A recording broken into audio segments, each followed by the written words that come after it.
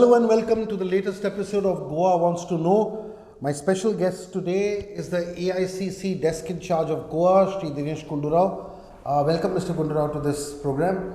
And we are meeting at a time and on a day when the nominations are over. We'll wait for the scrutiny and then everybody hits the ground running for probably one of the most significant elections Goa is going to face. Will it be a game-changing election or not? And what is going to be the role of the Congress party and the preparations that it has? Mr. Gundo Rao, I'll begin by asking you this, that in this election, as we get into it now, there is only one of the 17 Congress MLAs who won on a Congress ticket who is in the electoral fray, with Senior Mr. Rane opting out as well. You have just one of the 17 who won. One can look at it both ways, okay? So, now the question that I need to ask you is that what is the version of the Congress that you are bringing to the people? Is it the old Congress? Is it the new Congress? Is it a reformed Congress? Is it a trustworthy Congress? Is it a confident Congress? Just tell us a little bit about what your thoughts on this. Yeah, see, definitely after the 2017 elections and after the results, the Congress has gone through I could say it's gone through turmoil, yes, and a lot of ups and downs. Yes. So we had initial defections when some people quit the party. Then subsequently we had 10 more MLAs leaving. Correct. So definitely there was it had a huge impact on us. And when I took charge of Goa from AICC, the first decision that we took was that none of these 10 defectors we are going to entertain. And we will not take them come what may. And there has been pressure for them to come back into the Congress, some from within, some from outside. And they have tried to, before these tickets were announced, try to get back into Congress. But we said we have to give a new idea to the people. We can't go back to what the Congress was or go back with those faces back to the electorate, because then we will be totally discredited. So we took a very firm stand and we ensured that none of them will be taken back. Also, even amongst our own sitting MLAs who were there with us, we had our Ponda MLA whose children had joined BJP. So we very firmly had indicated to him that he was not going to be entertained within the Congress. So a former chief minister, we just totally cut him out. Then, so he was gone. Then of course Mr. Reginaldo. But why didn't you do the same thing with Pratap Singh Rane? His son had also joined the BJP. But see, Pratap Singh Rane's case was different because his son had grown into, had become a big leader by himself. And he had joined the BJP by resigning, and Pratap Singh Rane was, I think, someone who's, I think we can't equate with other leaders. He's got a stature of his own, and he's had a long innings of almost 50 years as a legislator. So he comes in a different category, different bracket. And so he himself indicated that he's going to contest, and we had no issues about his personal integrity as such. Whereas with Mr. Naik, we had lots of doubts. And so we were very clear. So we didn't try to hold on to them. And even Mr. Reginaldo also, who we gave the ticket, and then once he betrayed us and left, and he wanted to come back again, I think we just said that no, we can't. Right. No? Right. So we have given a different version of the Congress to the people, that we won't compromise on many of the issues that earlier we probably would have compromised. I'm not saying we are perfect. No political party can be perfect, because this is not a perfect system. But we have tried to change ourselves. We've given new faces, younger faces, and new people, new candidates. And of course, we have few seniors, Mr. Alex Sequeira, Mr. Digambar Kamath. These are the few of the senior faces that from the Congress that are there. And some people, a few of them have joined us. But that apart from that, this is a new lot, fresh lot. Right. So I think we are the new Congress. So, okay, so will it be fair to say that it's an old party with a brand new product? Yeah, it is Congress is an historical party. Congress has got great history.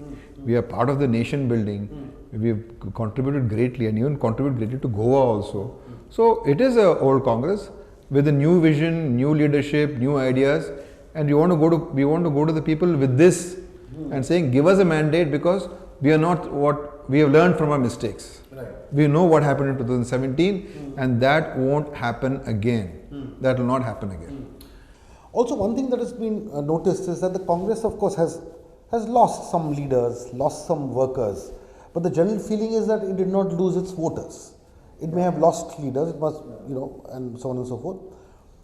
But the core voter, in spite of the knocks that they've got, the betrayals that they've got, it seems in many places that the core voter has not really moved. That's the feeling that one gets, because of which the confidence levels are still there in spite of all that has happened. Would you agree with that? I would agree with you to a large extent, yes, that the voters are there with the Congress, but they also wanted to see a new Congress. Right.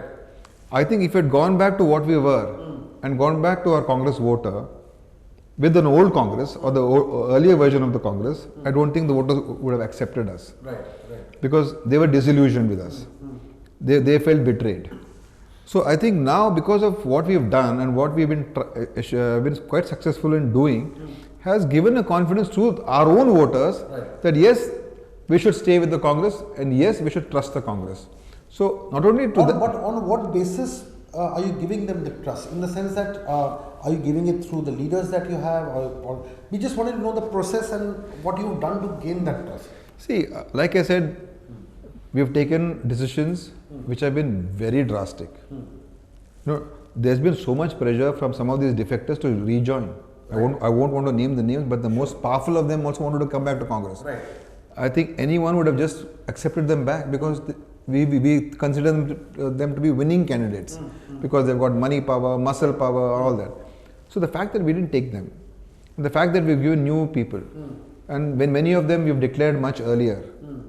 Many candidates were declared earlier, first list, second list. We've given them opportunity to work, and we've been reiterating to our party workers that we will, as far as possible, see that what you want, we will take them as candidates. Right. And so all these things, I think, has given them confidence, and also people in Goa know that this election is between the Congress and the BJP. There are other parties at play. But ultimately, this fight is going to be between these two parties to form a government. And the only stable option in front of the people is the Congress party.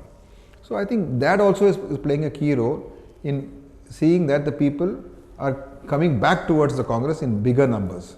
Okay. So I think the combination of candidates, combination of the stands that we have taken, and being firm, on certain things. Right. We didn't compromise with alliance partners. So many people wanted alliances, but on certain issues we didn't want to compromise. So alliances broke down.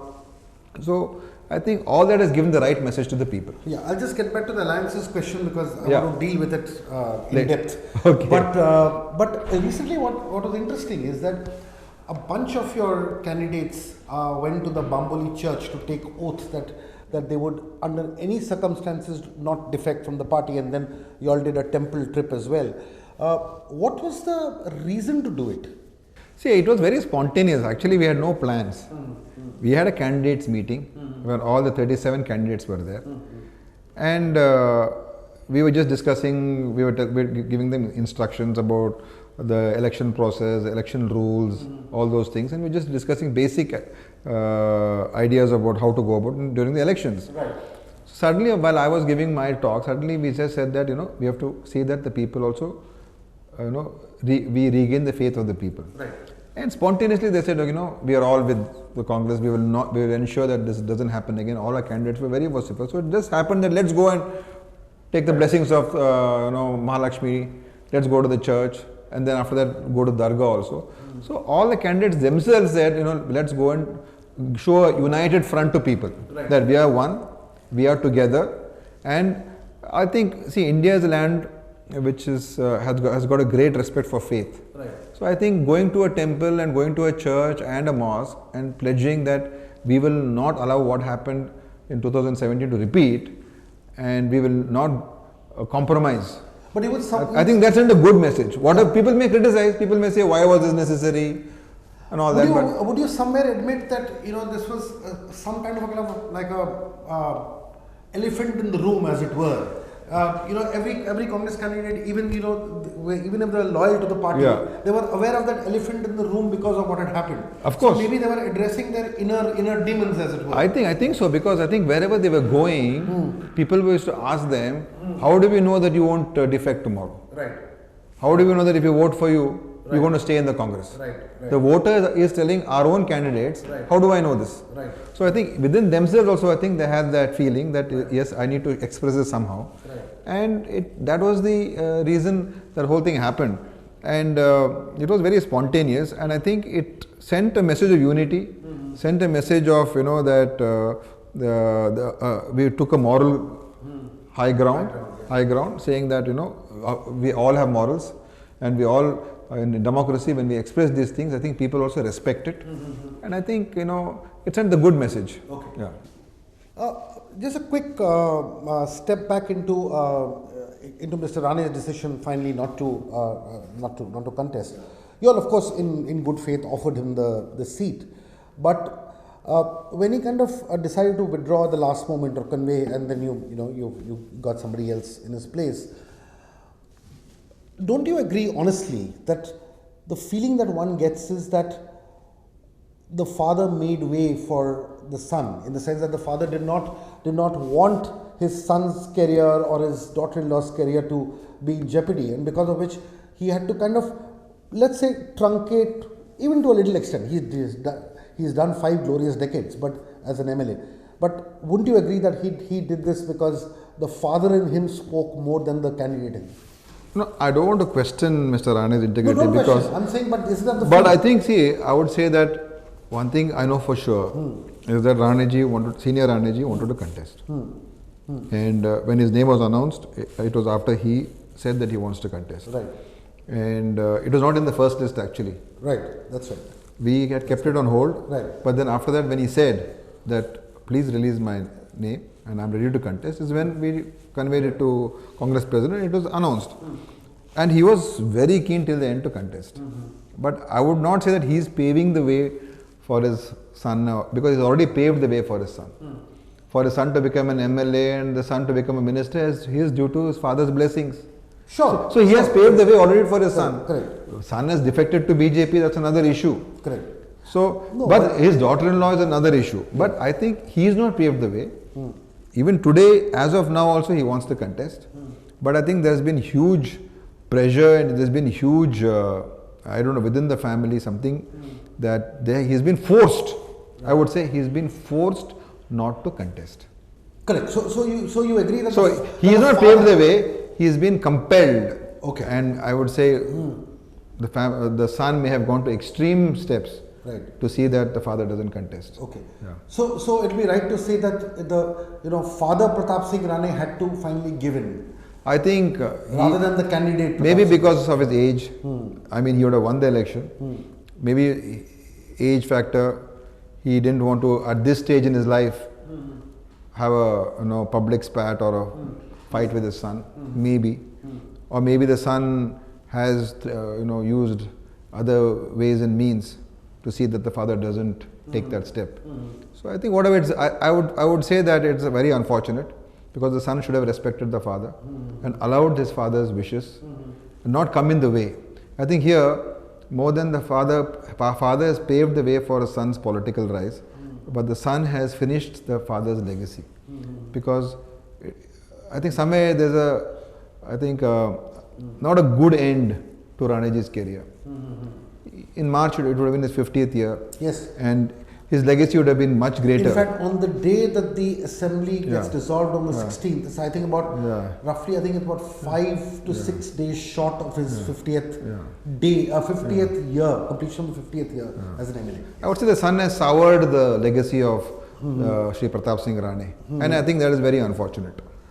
Right. One quick question. See, one of the things that every political party goes to elections with, it can be any party, is the biggest USP that a party can give to its people is hope. There's no greater aspiration than hope. I mean, everything revolves around that 4-letter word called hope. Okay. Now, you would agree that in the last, say, 7 to 8 years, the Congress has lost more than 85% of the elections it has fought, pan India. Okay, in Goa, the last elections it won was in 2007, and it has been out of power for 10 years after the completion of that term. And of course, 2017, you almost knocked on the doors of power and the doors got jammed in your face. Now, the point is that in this kind of a situation, and you've said what you had to say about the amends that you've made and so on and so forth, was it a challenge to regenerate and rekindle that hope in the light of what I've just mentioned? Yeah, I think these are challenging times. We have a government in Delhi which is using every trick in the book to retain power, to overthrow governments, to subjugate opposition parties, opposition party leaders, misusing of constitutional machinery, whether it's income tax, ED, CBI, you name any institution today is being used for political ends. Even the awarding of Padma Bhushan, Padma Vibhushan and giving awards is also becoming politicized. The defense forces have been politicized. The media, so many of the media, not all, but some of them are under their control. So there's a subjugation of democracy taking place. So we are living in a difficult time today, and Congress party has been fighting them. And the BJP knows that if we finish the Congress party, then there's nobody to stop us for the next 10, 20, 30 years. So that's their game plan, to see that Congress, forget about other regional parties. Their game plan is to finish the Congress party or to weaken the Congress party so that there's no other national force to stop them. So I think these are tough times. But we are, like I said, we are now working through that and we are putting our best efforts. And I think it's a challenging time. But I think a political party like the Congress, which has a great legacy of having fought in the freedom struggle, having fought for people's rights, for social justice, for empowerment of all communities, religious, caste, the weaker sections. This is a big challenge for us, and we will take up the challenge. So today it may be down, but I'm sure, I think if we stick to what we are doing, people will finally come through, and they will realize that we need the Congress, and the country needs the Congress. A quick micro-local question before we get into larger things. See, what has happened is, even in this election, you all couldn't completely stay out of giving tickets at the last moment to people.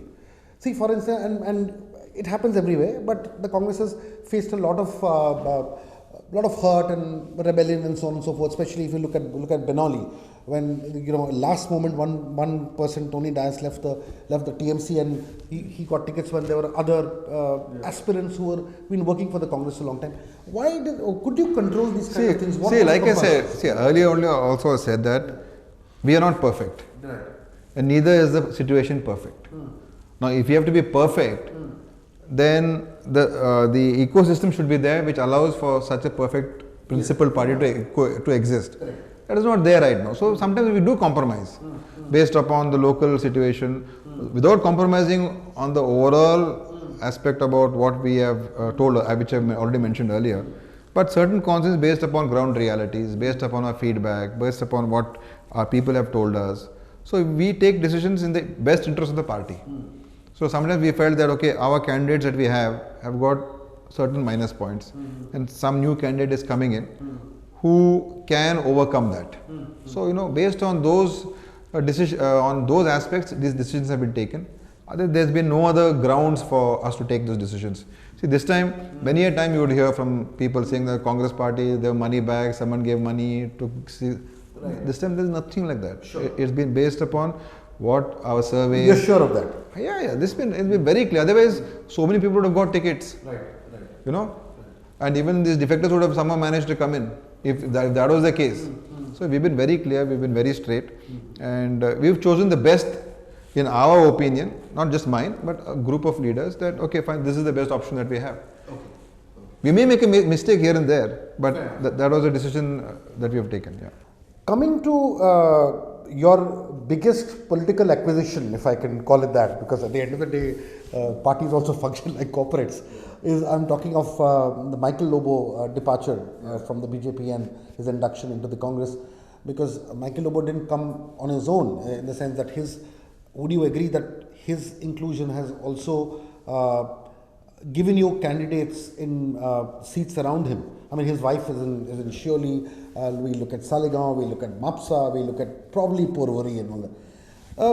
Just wanted you to, because this question has not been kind of debated or articulated by you all at length. So I'm taking the opportunity of asking you this first. What was the thought behind the Michael Lobo Association? See, one is Michael Lobo is a big leader in that region, and he's a well-known face. He's won 2 times on a BJP ticket, where normally you would think that this should be a Congress stronghold, and so he's proved himself electorally there, and he's been working hard on the ground. Second thing, he had an inclination also to move towards the Congress. For whatever his own reasons, I think you should ask him if you do an interview with him. Because I think he was also unhappy with the BJP, what BJP has become today. So he had his own reasons. So he spoke with us and we discussed with him. And and his entry, of course, has helped the Congress party in Bardez.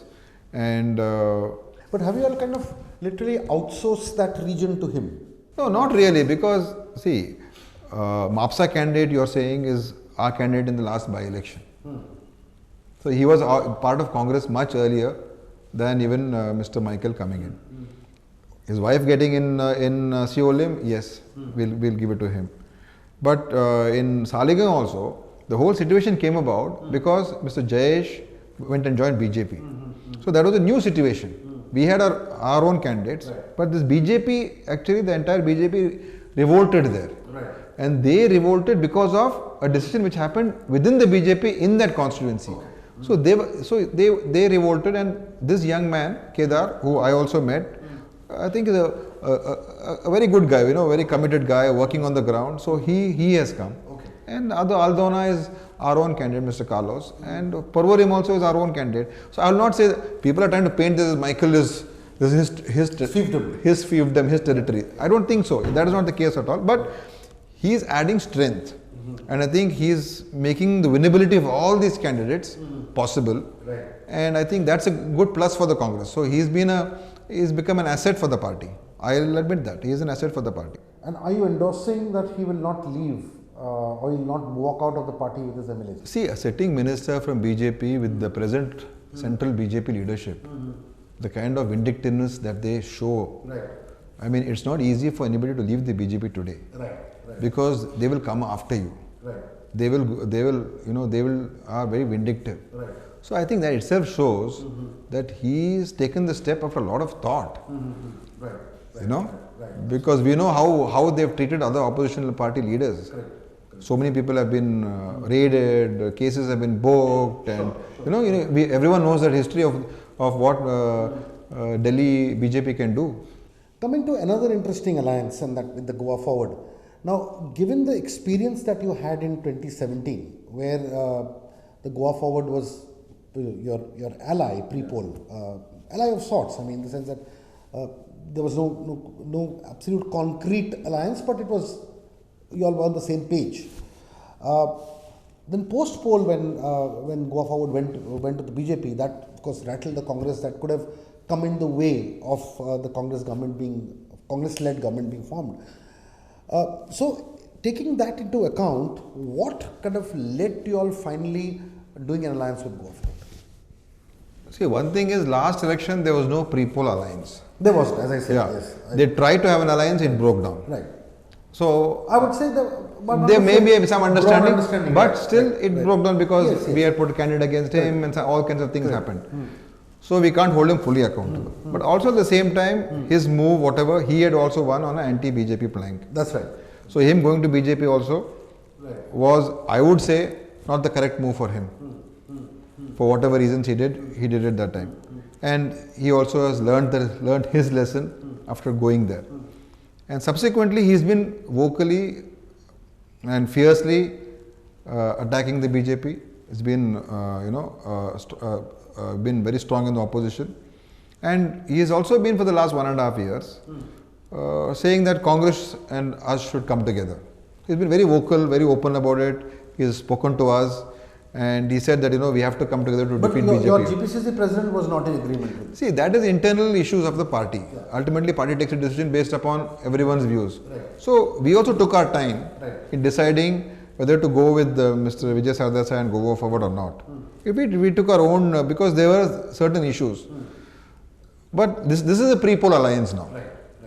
This is a fixed alliance. We have given him a fixed number of seats. That's correct. We are not putting candidates against him. He is not putting candidates against him. And we are working together now. Right. He is campaigning for our candidates. Right. And in some places now we are working for his candidates. Right. In out of the three, two constituencies is not much of a problem. Okay. So I think this is a more focused, clear-cut alliance where people are being told that this is a pre-poll alliance. So you're saying it's a happy marriage? It is a happy marriage. We have sorted out our issues. It's gone up to the highest level, and it's been sorted out. So I don't see him now, doing what happened, like a repetition of last time. Right. I don't see that happening at all.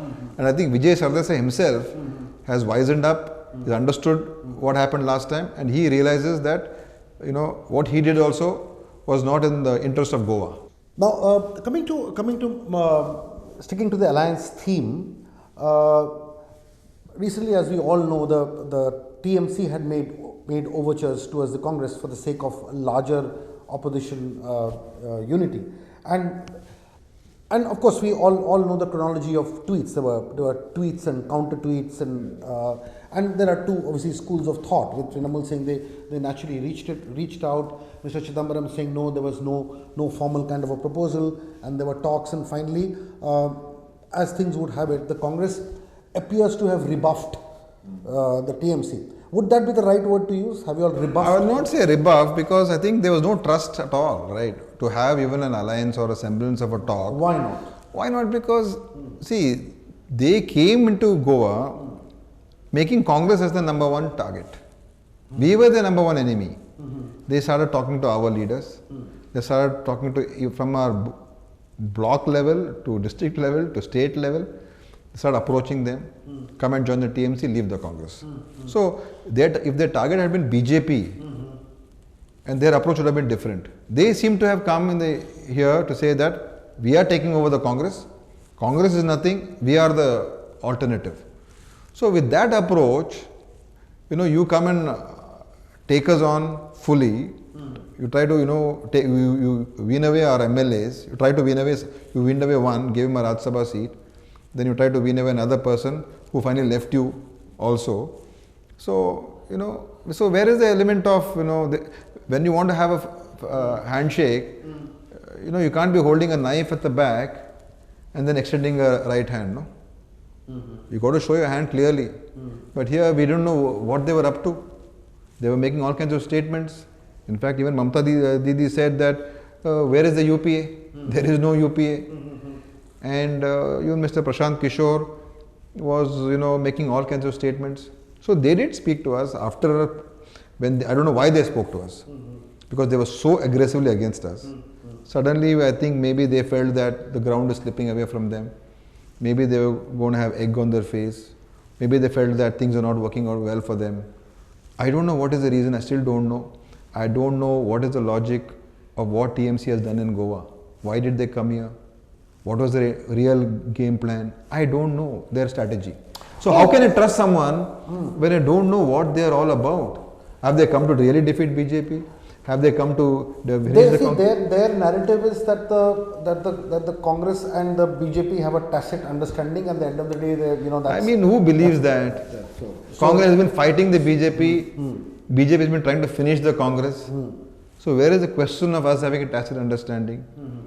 And if they were serious about Goa, they could have come year back, 2 years back, started working here, built up their own base. So what do you say? So are you saying? I had earlier said in some interview, I think, that, Trinamool means grassroots. But here they didn't do any grassroots politics. They've done the parachute politics. They've just landed from top seemingly with a huge, massive budget to outspend and outbid everyone. So they were adopting a very undemocratic model to build a party here in Goa. So I don't know frankly speaking, even till today, I don't know why they came and what is their intention. Not to win the state, they've come here with a destructive agenda, I feel. So in the obviously there is no really, I mean, there's no bonhomie and warmth from whatever we see. No, I'm just saying I don't know. Right. So, see, how do I talk to someone? But like AAP, I know what AAP is. Frankly speaking, I can say I know what AAP is. But I don't know what TMC is. I have no clue. At least in Goa. I know what TMC is in West Bengal. Okay.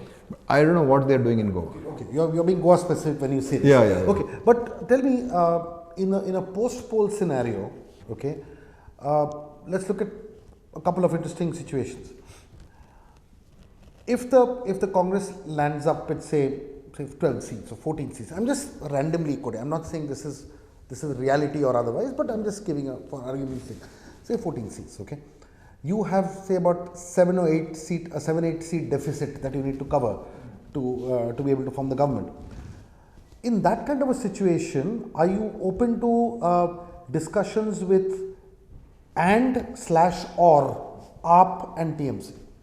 See, talking hypothetically at this juncture, I don't think is advisable nor good. I'll tell you why. No, what I'm because saying is it really hypothetical? Because these are situations that are very practical in the Goa political scenario. No, but I think today it has happened. I know it's happened, but I'm just saying that I'm very confident that we will get a majority, and our alliance will be comfortably placed from a government. That's your planning. So not only planning, I feel the Goa people also realize that they need a stable government. Correct. They need a government with a majority. Absolutely. But every political party plans for contingency. See, contingencies. Because what happens is in Goa, with constituencies being so small and with so many parties in the fray, the likelihood of margins being very low, and you may put up a grand fight but lose out. Even the BJP can also lose out. I'm not saying only you lose out. But it can go either way. I'm saying there can be many places where the BJP might scrape through in 10 seats by 500 votes and be in a position to form a government. The same thing can happen to you in your favor. But I'm just saying, in a tight situation like this, obviously you will. See, I'm saying that I'm confident about our victory. But like you said, in case a situation arises, I think that can be discussed when the situation arises. For me to answer that question now is a bit too early, and I wouldn't want to answer that. But yeah, ultimately I think people don't want the BJP to be in power here in Goa. Okay. That is very clear. Last time also people didn't want. This time I think the anti-vote is going to be much higher.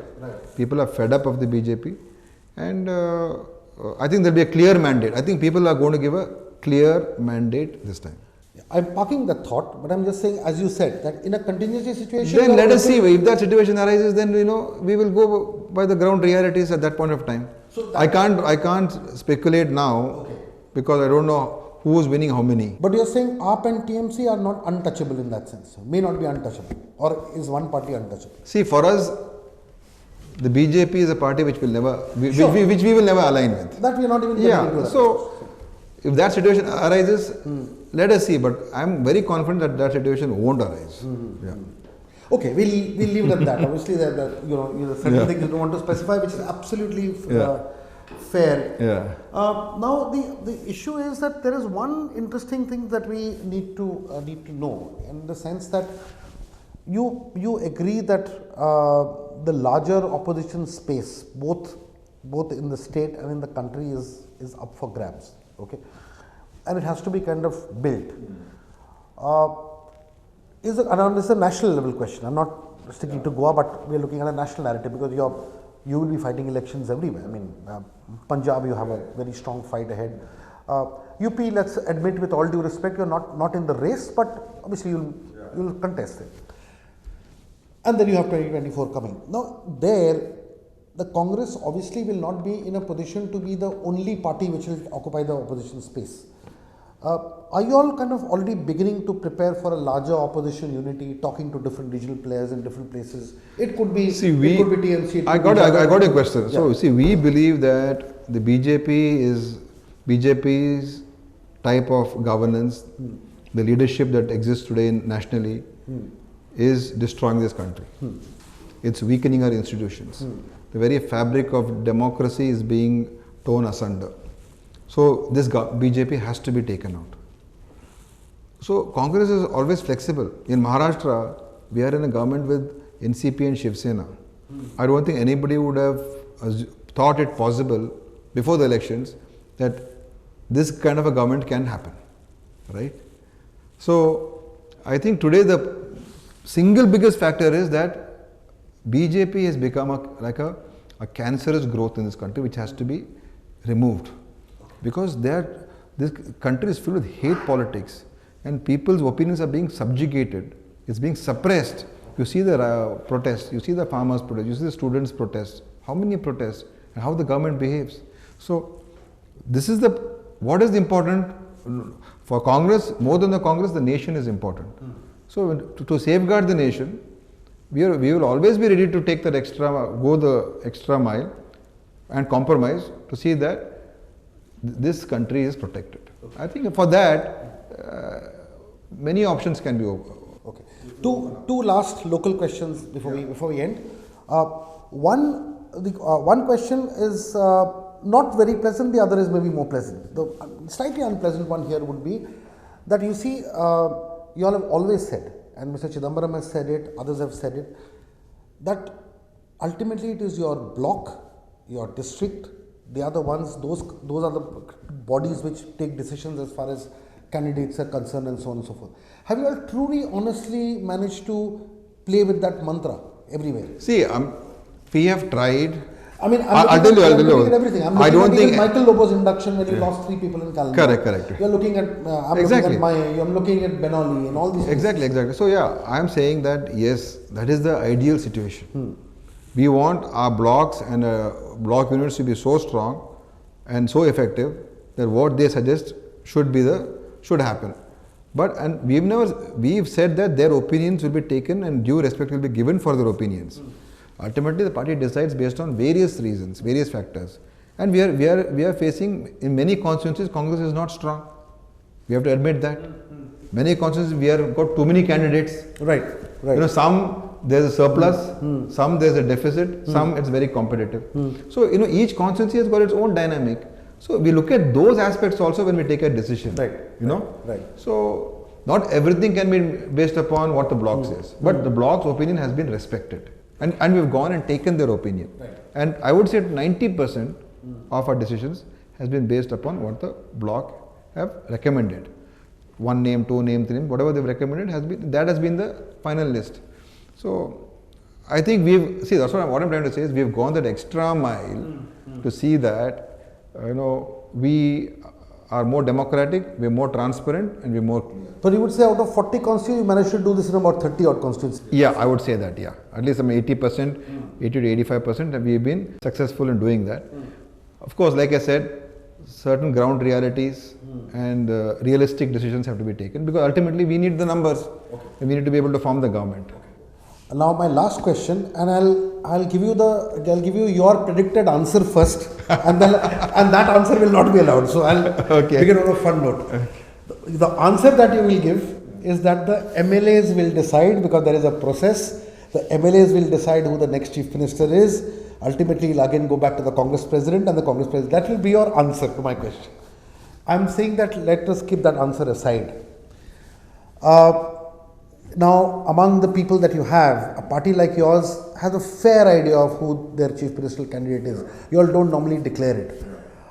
Who is your chief ministerial candidate internally? See, before answering that, I would just like to make one final comment, is that my request to the people of Goa is that when you're voting this time, yes, of course, you'll be voting for an MLA, for an MLA to get elected from your constituency. But also when you vote, your vote is for an MLA, but also it's a vote to elect a government. So when you vote, you should also think that, okay, who can form the government in Goa? Who can give a stable government?